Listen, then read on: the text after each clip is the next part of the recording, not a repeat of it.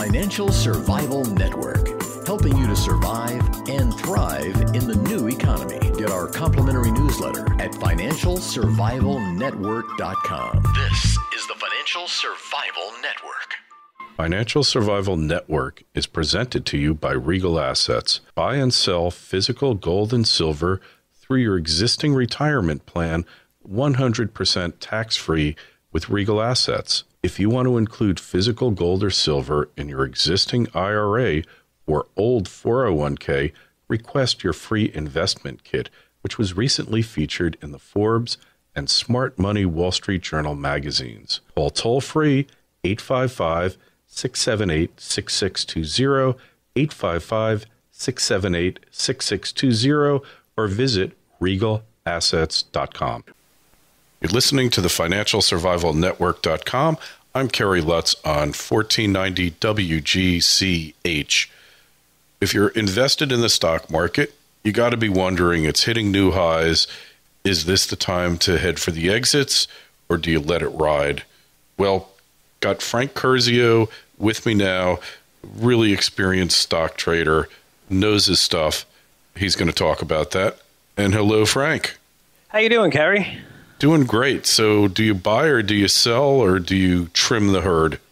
I think you trim here. I mean, I'm expecting a pullback. I've been fortunate enough to be bullish on this market with my subscribers to my two newsletters, Small Stock Specialist and Phase 1 for a while. And, we're trimming here. I mean, I've been wrong on certain situations and not every year is great, but it's been really good for the past 2 years. I know. You're looking at returns from hedge funds, you're looking at returns from mutual funds, and they've significantly lagged these markets on the way up. And I think they're late to the party here getting in, and you're seeing the whole entire stock market go up here. There's a few things that worry me. I'm not short the market, I'm hedging. It's a big difference where I might take a stake in or a position in my personal account of a one-time short of the S&P 500, a one-time short of the Russell 2000 if I'm in small caps where if the market does get hit, it's not too bad. And if the market continues to go up, I'm going to participate, but I'm not going to participate. I'm not going to be up as much as the market or even higher. For a lot of our situations here, I'm selling half positions. We've made 30, 40% on several stocks in months. So we've been fortunate to really be aggressively buying the dips. Mm-hmm. If you're looking at, economic data, and there's one thing here that I like to explain, Kerry, where we've seen a pullback every single year over the past 5-6 years. That pullback's been between 5 and 12%, mostly in small caps and also large caps. And before these actually happen, you usually see economic data weaken. And I was getting a little nervous in March, but March's numbers have been absolutely fantastic on the retail sales side, which, basically are for February. And, the jobs number has been great. Manufacturing has been great. And, we're seeing earnings season great as well. So, we could go a little bit higher, but we've just gone up so far so fast. I'm just taking profits here. I think we could see a pullback happen within the next month or two. Hey, you know what Bernard Baruch said? He was one of the savviest investors of all time. He said, I got rich letting the other guy make the last 10%. That's a good point. Yeah, and if you've had stocks that have doubled or even more, so you sell off half and you get a free ride and your profit's locked in, makes total sense. What's your take on Apple? What's going on with that stock?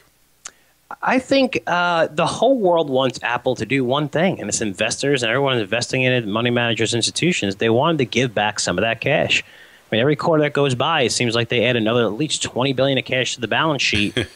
They want a dividend. They want buybacks. Do something. I mean, if you think your stock is down 30%, when you're not saying that you want to buy back, it's not good news. But what's amazing to me is just see how a total reversal of the institutional coverage on this stock, where everybody had $700, $800 price targets. I think I saw a $1,000 price target someplace. Now, today, you're seeing $420 price targets. They're going down from $700 to $500. So you're just seeing a total reversal. And I think Apple might have the most analysts covering the stock out of anyone, any stock. I think it's something like 57. And I looked at it a couple months ago, and 55 had buy ratings on it. So I like to look at it now. It's probably a lot less than that, but everybody's lowered their target. But as soon as they give back cash, I think it's going to be huge. I would not buy into this quarter. It could be a little weak. I think margins are going to get hit, which could scare people. You could see it drop below 400. I think that would be a great buying opportunity because they have over $100 a share in cash. And I think once that happens, they'll announce a major buyback. And I mean, the company generates so much cash flow that they could actually issue a dividend and buy back stock and not even touch their cash balance. So it's just remarkable that, they're not listening to investors. They're not listening to them. Everybody else is. You're seeing buybacks across the board from these strong balance sheets. You're seeing, raises in dividends quarter after quarter, year after year. And these stocks trading 52-week high. Apple's just, saying, I don't really care right now. And you know what? That's why everyone's selling the stock. Hey, it's an interesting thing when Steve Jobs thumbed his nose up at Wall Street and told the analysts to take a hike. He literally never did anything for the benefit of the stock price or for Wall Street. It was all about his vision of the products of the company. And somehow Wall Street learned to accept that, and actually it became like a negative sell, like he doesn't care because it's only about the products and that's all. And now it just seems they've kind of lost their way a bit, that this guy Tim Cook, very capable, competent manager, but he's not a visionary and he ain't Steve Jobs. I really, too, I like Tim Cook and I agree, but I think this might have happened even with Steve Jobs. I just think that they have a lot of trends going against them. I mean, if you're looking at every company that's hit this massive market cap, if you're looking at, whatever it is, if it's Cisco, pulled back, Microsoft pulled back Cisco, they all, it's almost impossible at that sheer size to grow at a 25% annual rate what Apple is doing. They're starting to look past the next 2 years and saying, okay, that's not going to happen anymore. But you're looking at Apple also. I mean, my late dad always told me one of the things that always stuck with me is always be nice to the people on the way up because they're the same people you're going to meet on the way down. Yeah. And, Hollywood speaking. Yeah, and you're not really, you know what I mean? They don't like partnerships. They're very mean to people. They patent everything immediately. So, you can't even expand on their technology. One of the things is Adobe. They still, you can't even watch videos on some of their, applications sometimes. And, it's just they don't have a lot of friends in business. And, when you're on the way down, it's going to show where they might need somebody down the line. And people are like, hey, you know what? You haven't helped us. We're not helping you. So you also have that trend working against them. But the good thing is their fundamentals are incredibly strong. I think it's just, for me, I don't know why anyone would buy Intel or Cisco here trading at 10 times earnings when you could buy Apple trading under that and growing 3-4 times faster than these companies. So I think if you could buy it at 400, I think it's a screaming buy. But, it's tough. I mean, it's so hated right now. I like to buy things that I hated, so I'm kind of interested in it.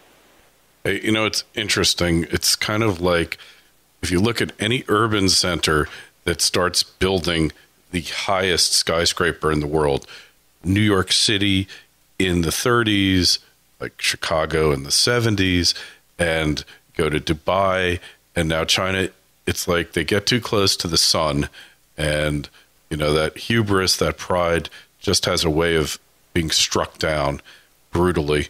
And perhaps that's what's happened with Apple is, they were just getting too big and they got struck down. And the interesting thing is that, really, like Jobs couldn't have cared less about the stock price. He was not about the stock. And, I guess they have to go to a more conventional type of management to kind of start financially managing the company because it was never done. And you can see with all that cash, it serves absolutely no purpose on the balance sheets there.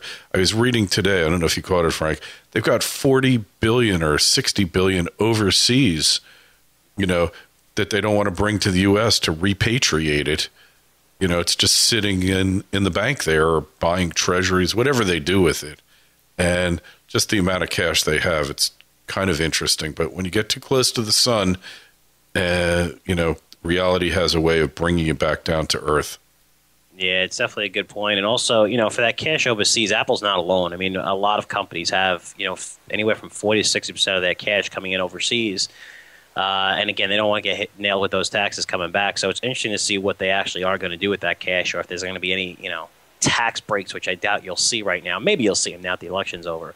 But this way that money could be invested. But I know that, when natural gas is so low and there's a huge manufacturing boom taking place. If, this isn't opinion, this is fact. If you listen to any conference call, these guys are saying, hey, we're not going to China anymore. We're moving everything back here, which is really good because they expect natural gas prices to stay low for a considerable amount of time. For if not the government's expecting the next decade. I don't know if that's good to listen to the government because they've been so wrong on natural gas. But for me personally, someone who's been in the field and seen this technology, I mean, even if we go up to $4, $5, $6 natural gas, they'll just drill deeper and deeper. I mean, I've traveled through Texas and they're actually burning natural gas because it's a byproduct of oil. Yeah, they're flaring and there's so much in storage right now. So even if we do, I mean, based on the numbers and traders, we may see it go up to $4.55. But if this thing goes up to a point where people can make money, you'll see natural gas completely flood the market and prices drop down. So yeah, for sure. And just read an article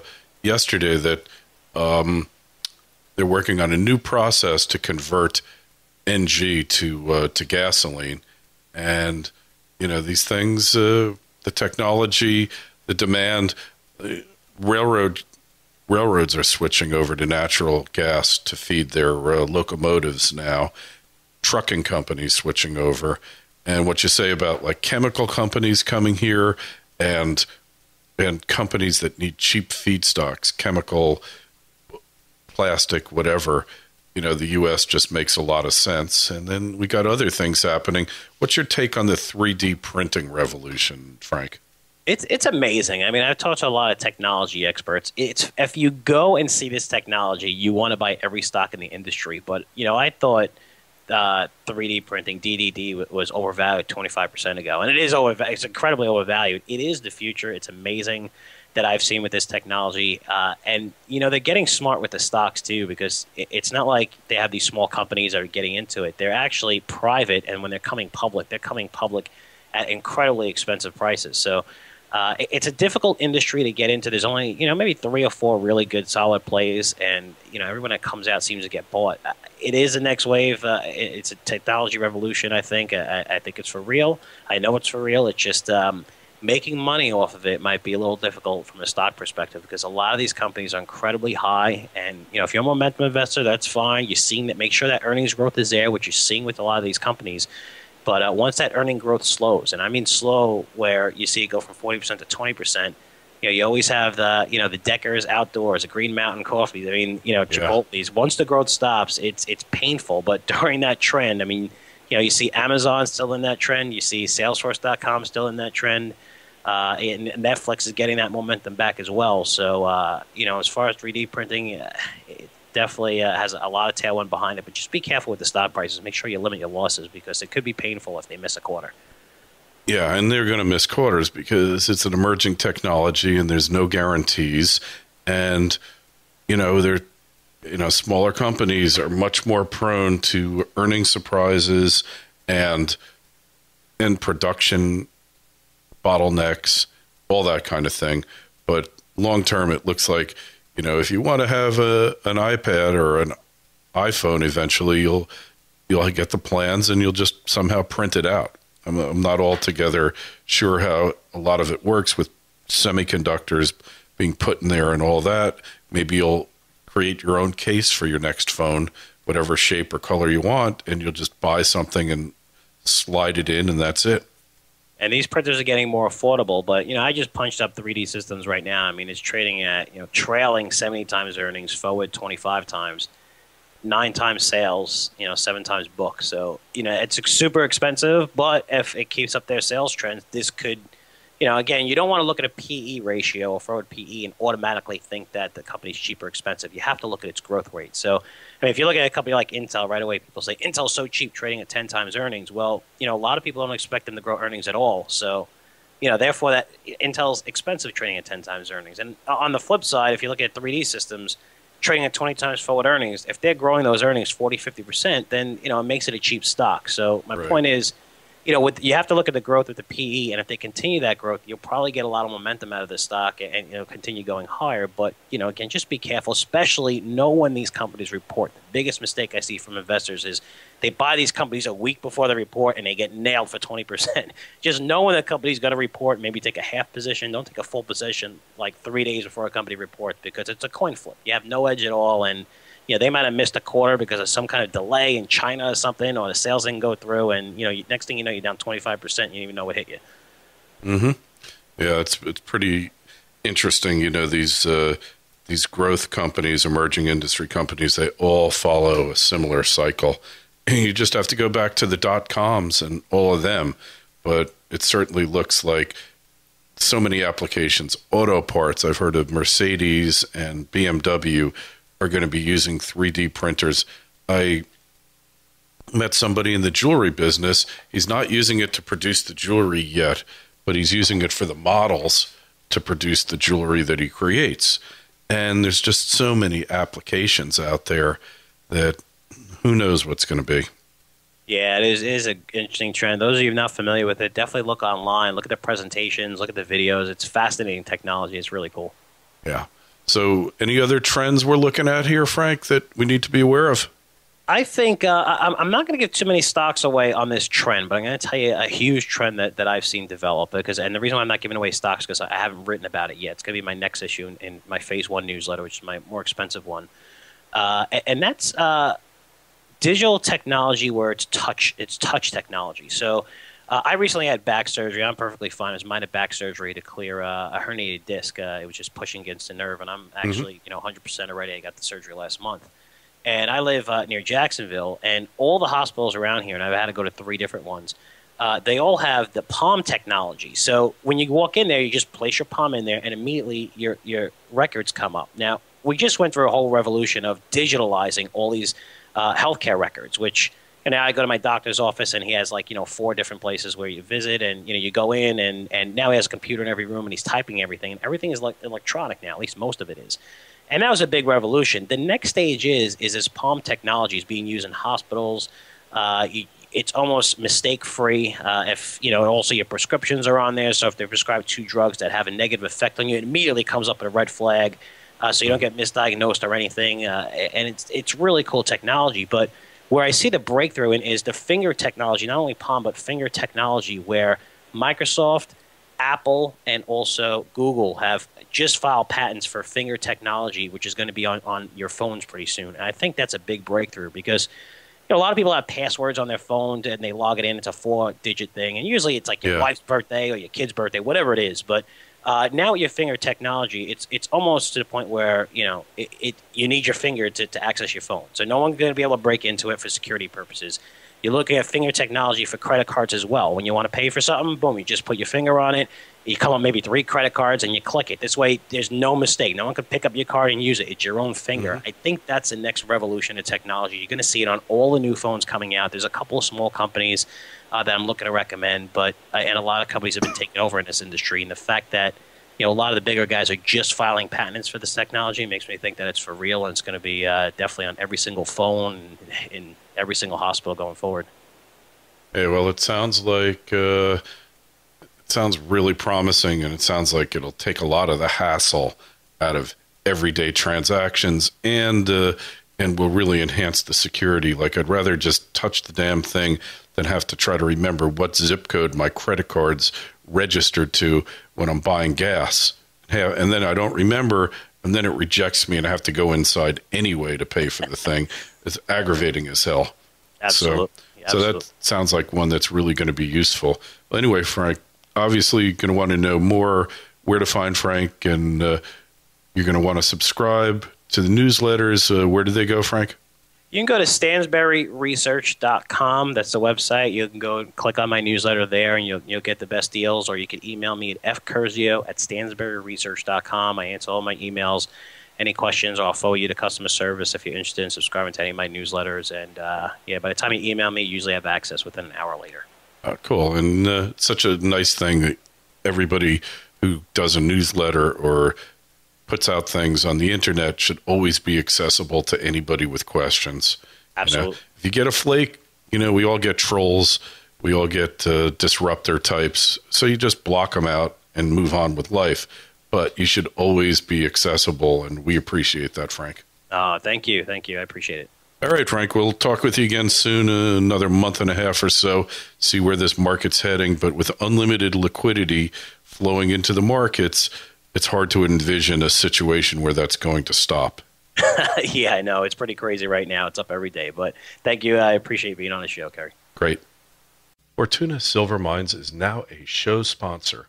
Under President and CEO Jorge Ganoza, it's quickly becoming a world-class silver producer with 2 operating mines and extensive property holdings in silver-rich Peru and Mexico that will help fuel future growth. Started in 2005, it's gone from just 5 employees to over 1,500 today, while keeping its commitment to social and environmentally responsible operations.